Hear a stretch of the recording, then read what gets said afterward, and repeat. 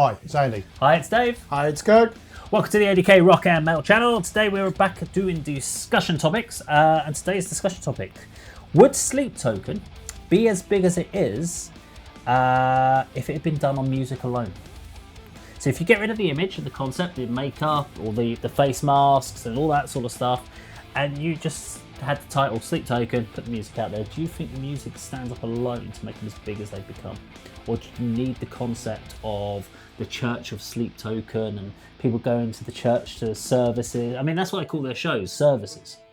So there's this whole ethos behind it. And the Sleep Token fandom that I've had conversations and talked with, they're a little bit fanatical.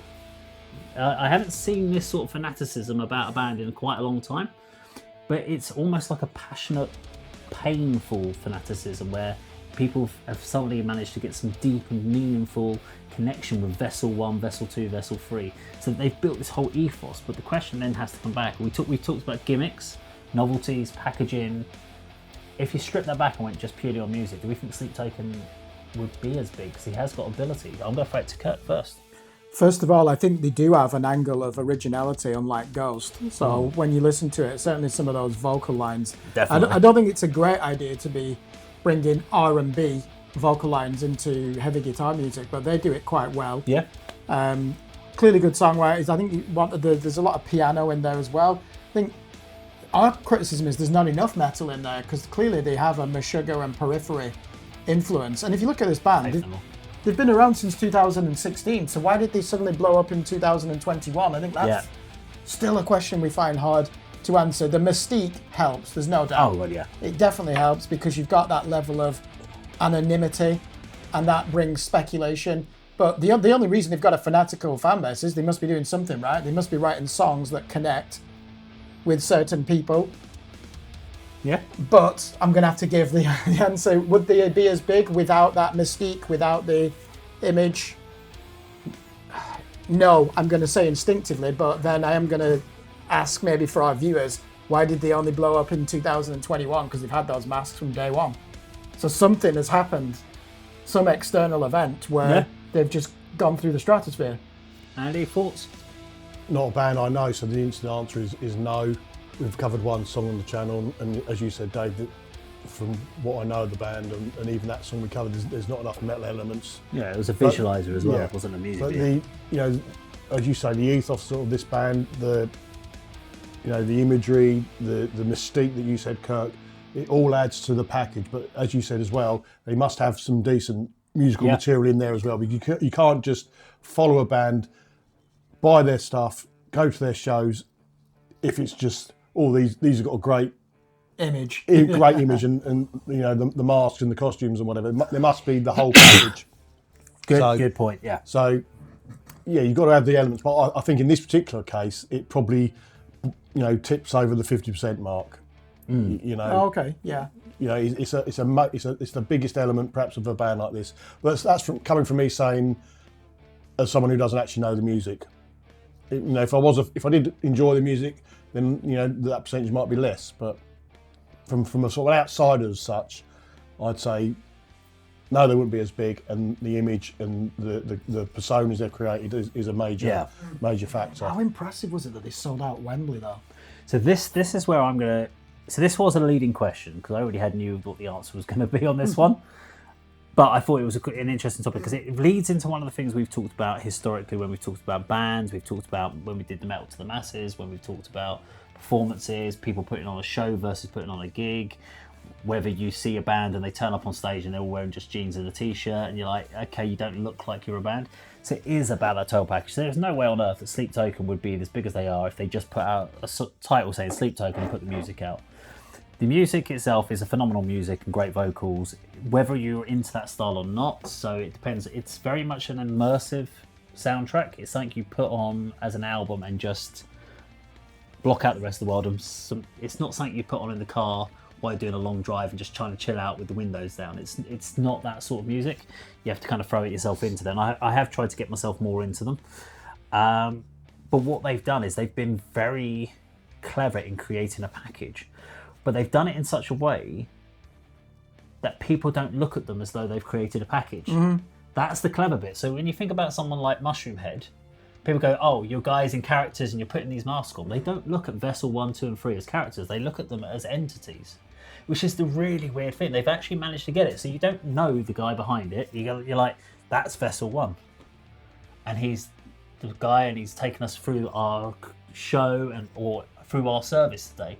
And he's taken us on an emotional journey. And people genuinely are 100% believe. They don't go, there's a guy painted black on stage singing a song. And they don't see that. Whereas you see Slipknot, you see all these other guys that dress up in masks and Mudvayne. You're like, you don't look at Mudvayne and go, oh yeah, there's 3 guys that are aliens that have come down to Earth to play. You don't see that. You see them playing characters. Yeah. But genuinely what's happened with Sleep Token is they've managed to build a whole ethos around them. And that package they've managed to do is build this, and that's why it took them so long from 2016. It's because they had to work out how to build it. They did the mask, but they hadn't built the ethos, and they hadn't worked out how they were going to disseminate. And that's why with the music videos, again, they went down the visualizer route rather than music videos, because they were like, we're not about, if you see us just playing instruments and playing up to the camera, we've become a band again. We do it abstract, we do it through visualizers, it's all about the ethos. And so what they've done is they've just created an incredibly well put together package, which has taken them from small venues to Wembley Stadium in 5 years. And you know, absolutely, and that's because of how they've approached it. And look at the rewards that are paying off now. Think of the merch sales. Yeah. Even if they've got to pay 20%, whatever, to the venue, the merch sales will be phenomenal. Yeah. Just for that Wembley show alone. I don't know the they even streaming limit numbers. the amount of merch. There's only so many merch. People are having to create their own merch now. They don't have. You can't just buy one of their masks. So people have actually 3D printing people's masks and stuff. And so they've become a cosplay. Yeah. You don't see many bands. Slipknot have occasionally had some cosplay, but not to the point where you're seeing people turning up at gigs in full Sleep Token cosplay now, and they're spending stupid money to do it and people are completely committed to it. And I think if anyone wanted to understand how to deliver a band, you gotta be. They should. Whoever did that, whether it was just Vessel 1, etc. If he wrote a book, when they wrap Blueprint. up, he could write out a whole guide on how to be a successful band and how to merchandise a band. While you were talking, I thought of another band that got an image, obviously nowhere near on the same level as Sleep Token. Do you know Basement Torture Killings? I do, yeah. They've got sort of 4 characters who play in the band, who feature in music videos, who have like kind of bios in the album. And when I've seen them live, they're sort of gore death metal, aren't they? Yeah. Brutal death metal with sort of murder and serial killers at the heart of the themes. I don't see a young lady called Lily, who's a nurse, singing on stage. It's Beryl in a blood-stained ballerina tutu, or Tarquin on guitar. I think he's called Paul, but he's got like a tights over his face and blood-stained suit, and you see them as characters. And if you took that away from a band like Basement Torture Killings, they wouldn't be the next level up from any other sort of death metal band who sort of play in a similar style and have sort of similar musical themes. They've created that as an extra add-on to their brand, to their band, to their merch, to create a whole package. Obviously not the whole package as big as Sleep Token, but you can see where they're going with that. And it's, you know they're not the people on stage, but when you watch them live, even when I sort of listen to the CDs, you kind of think it's not sort of 4 individuals who've got sort of lives outside of being in a band, or do you know what I mean? They are the people who they're portraying when you see them live. It is. Yeah. So I was just checking something, because one of the things that made me think about it, and this is what had that early appeal for Slipknot, was the fact you didn't know who they were. No, you had so they were characters, and you're like Clown and stuff. So what changed there? Is that what you were looking at? I was just looking here, was like, who are Sleep Token? It just says they're an anonymous group collective, because we don't know who the fuck they are. And that helps though, doesn't it? Because then all you know them was is Vessel. So you don't know that's Robert Patterson or something. I don't know, some guy. Because as soon as you then know who it's not the person you're looking at, and as soon as you can then see a person's like face wearing a hoodie tracksuit going to the buying a pint of milk down the pub or whatever, down the pub. I don't drink alcohol. But Sounds like Clockwork Orange. As soon as you, because I guarantee, as soon as you saw Vessel 1 in his street clothes going into Sainsbury's, then buying a meal deal, Yeah.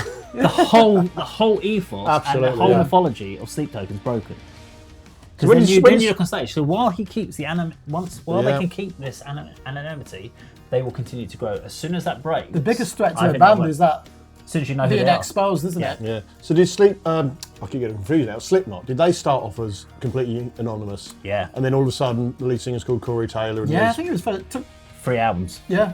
Because the second album, was that a conscious decision, or were they Yeah. exposed, as you just said, Kirk? No, I think they they did fought want to for transition really. it. Eventually, I think once some people got some pictures out from behind scenes, because they were really careful about Okay. being behind scenes and blocking pictures and Yeah. stuff. Then they did this video for Before I Forget, and they shot it where you could see like the arm, or you could see an out of focus side shot. You couldn't quite see who it was, and there was a lot of guessing. But as soon as people knew who they were, and that, Corey Taylor, so he's in a band called Stone Sour, Stone yeah. Sour, and so you suddenly went down this route, and you're like, so they're not quite, the mystery is gone. Well, I think with think that's we what always knew works who now. members of Kiss were, but in the 90s they did an album without the makeup, didn't they? And that was controversial. That was a great album. It's the best fucking album Kiss ever did. It's quite a heavy one, isn't it? Revenge. Yeah. Revenge is a fucking So- blinder. But of yeah, that. so the biggest threat. That's actually on my list of videos to talk about, actually.